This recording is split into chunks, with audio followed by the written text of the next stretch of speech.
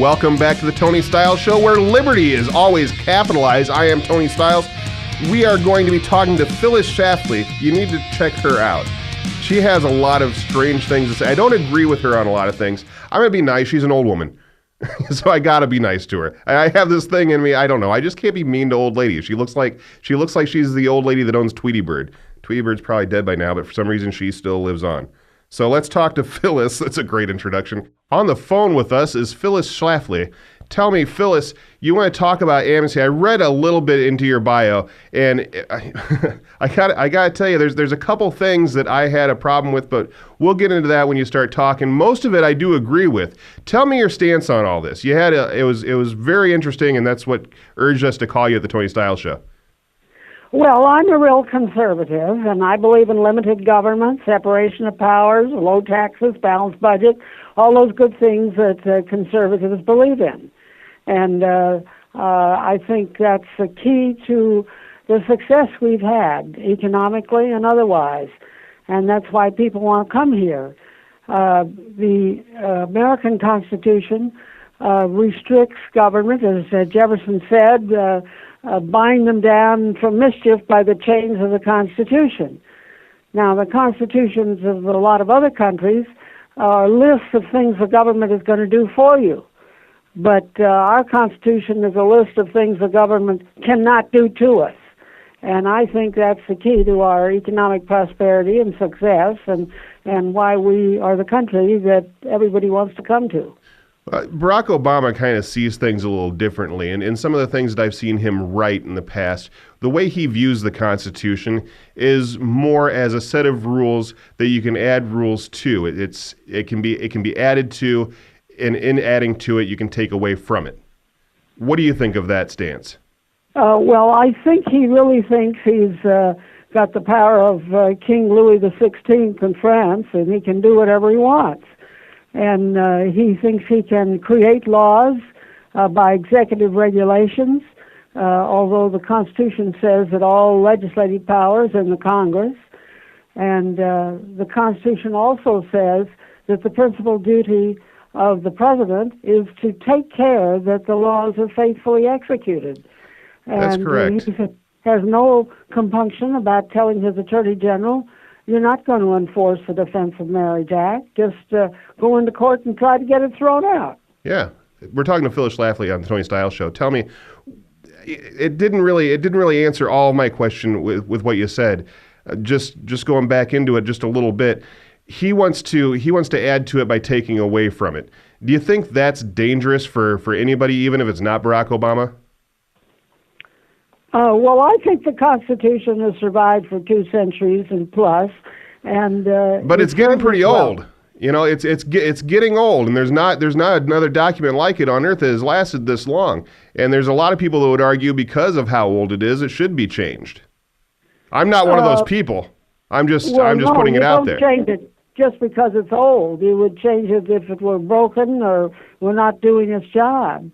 But the Constitution, I think, is the reason why we have so much freedom and independence and prosperity in this country. It keeps government out of the way so people can live their own lives. And the government, they've found their way around all this, Phyllis. They've found their way around it and have decided that because they have their little loopholes here and there, that they can get around it, that it doesn't really apply to them because of that.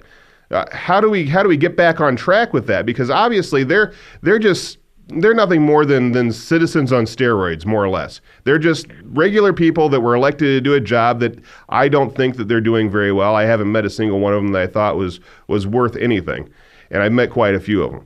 I just don't believe in them. I have not met a single politician that has not left me feeling slimy after meeting them. And it's because of their sense, there's I don't know what it is, a sense of propriety, a sense that the rules don't apply to them. I don't know what it is. How can we get them back on track? What do we need to do? Do you have any solution for that? Well, that's what we have elections for. And unfortunately, we didn't use the election last year to throw out Barack Obama, although he's doing just what he said he was doing, trying to fundamentally transform. But would it have made any difference if we had Mitt Romney in there? I mean, sure, from a moral standpoint, yeah, it may have, but we'd still be struggling with battling socialized medicine. We'd still be battling with fights on the Constitution side of things. It'd just be a different side of things that the right doesn't like. And I'm not on the left. I'm not on the right. I tend to just shoot straight for the middle on this. I don't think either side really has it quite right yet. Well, I agree with you on that. I don't think Romney had a good message, and I don't think he delivered it very well. And it wouldn't have been a night and day change from the previous administration, but it would have been a change, and it would have been a different crowd of people.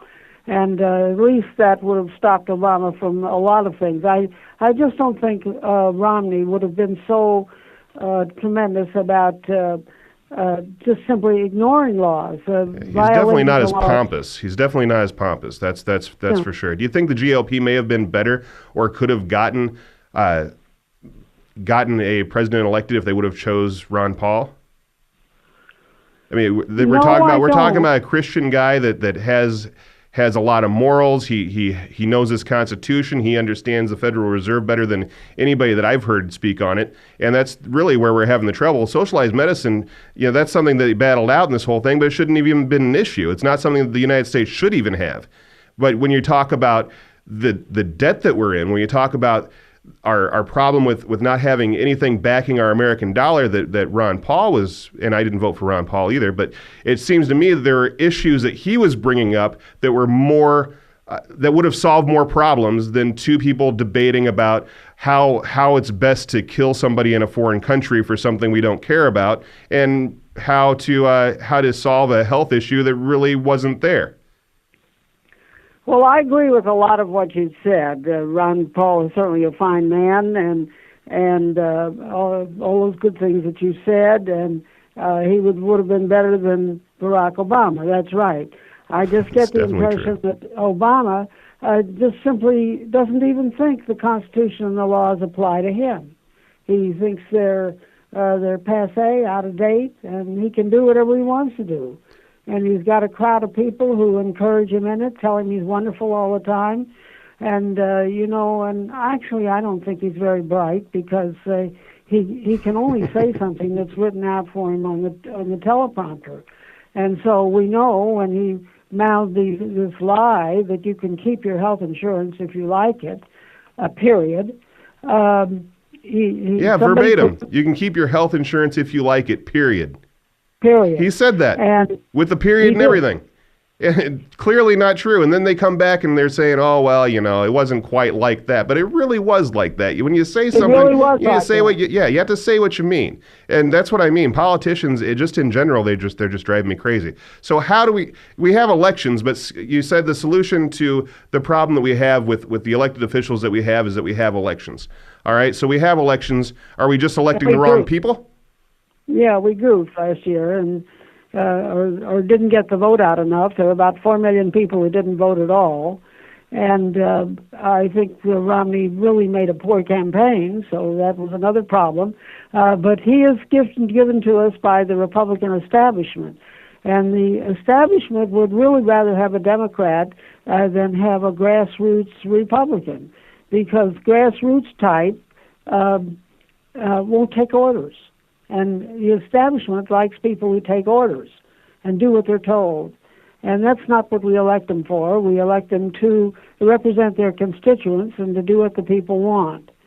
So the establishment has given us a series of losers, Bob Dole and John McCain and Mitt Romney, and I'm hoping that the grassroots types will get active, realize that a lot of these major issues are in primaries. You have to declare yourself a Republican and go into the primaries and get the right guy on the ballot so he can be elected in November. What happens if the whole United States, we're talking to Phyllis Schlafly, by the way, on the Tony Stiles Show. What happens if the entire country decides to just not vote? We're tired of it. Let's not do that, because no matter what we do, if you're voting for the lesser of two evils, you're still voting for evil. What if we just decide enough? We're all just going to stay at home. What happens then? Well, I don't think that's going to happen because that means that means the Obamaites will get their candidate elected. Just remember, you're not going to be elected unless your name's on the ballot in November. And when people complain that they don't like anybody on the ballot, it's probably your fault because you didn't bite the bullet and go into the primary and get the right guy on the ballot. Yeah, that's very true. They're trying it. And, this next election, I like the GOP. I used to be a Republican. I'm more of a libertarian. I don't like labels at all. I don't like being labeled a conservative. I don't like being labeled liberal or a libertarian, or I don't like labels at all because you can't define a person with a label. Everybody is an individual. Well, that's right. But at the same time, as Rumsfeld once said, you go to war with the army you have, not the army you would like to have. And we have a two-party system in this country. But we don't have to. We don't have to have a two-party system. We have a two-party system because they're fighting to keep a two-party system. They've decided they want a two-party system. They've decided they want to have two parties. And by that, I mean they're working on it. That's the only thing that Republicans and Democrats seem to be coming together on is the idea that they don't want another party. And this is the longest time in history that we've not had a new party. Maybe that's part of our problem. Maybe we do need a third party to just step up and do something. But they're fighting so hard to keep this from happening, right down to the debates. And the Commission on Presidential Debates is run by, and I'm not kidding, the former RNC chair and the former Democrat chair. They came together and formed the Commission on Presidential Debates and decided that no one else except for Republicans and Democrats will get into that. Now, what are we supposed to do? How are we supposed to hear another opinion? Well, I think that we are going to have a two-party system for the foreseeable future. So the thing for us to do is to figure out how to get our person nominated by one of the parties so we can be elected in November. And quit dreaming about the third party because that's a dead-end road. We're going to get about 8% of the vote, and we maybe just will defeat the better candidate on the ballot in November. So I absolutely discourage that because it just isn't going to happen in our lifetimes. Well, great things happen when it happens. Great things happen. We had Lincoln. We had Theodore Roosevelt. We had a lot of great presidents come out of third parties, and I just think it's time that something like that happens. But as long as we keep fighting it, it's never going to happen. Phyllis Schlafly, thank you for being with us, and I want to talk to you again. I'm just scratching at the surface. Tell people about your book real quick and where they can get that and anything you're doing. My latest book is No Higher Power, Obama's War on Religious Freedom. And it's very important because especially around Christmas time when a lot of people are trying to banish Christmas and anything that's religious in any shape or form. And Obama's trying to make us into a completely secular country in which you're not allowed to say anything religious in any public place or event. And that's not the way our country was born. We're supposed to be able to say whatever we please. And, that's right. And we're supposed to be able to worship however we please. I'm a Christian man. I believe in Jesus Christ. I celebrate Christmas. Does that mean that I'm going to ruin the world? No, of course not. To each his own. And that's the way the country is set up. And so I urge you to go on my website, eagleforum.org, where you can get further information about all these subjects. About the book, you can buy the book. You can get information about how I've written about how the government is trying to close you down from saying anything religious in public. You can also get my articles about amnesty and how much damage that will do to our country. And certainly a lot about education, including this new Common Core standards idea, which has got a lot of people riled up. Yeah, eagleforum.org. That's got me going too. I like that. eagleforum.org. eagleforum.org. Thank you, Phyllis, for being with us. We really appreciate it. Have a good evening. Phyllis Schlafly from the Eagle Forum. She's a ball of fire, isn't she? Guess she can't get too worked up when you have a pacemaker. We'll be right back in just a little while. We have plenty more to talk about. We're going to be I have the solution segment coming up, and I've been inspired during this show to do a different kind of thing in our solution segment. I had something written, but the way the show's gone, I want to do something that's just for me. So stick around. You're listening to the Tony Style Show. We will be right back. Stay right here.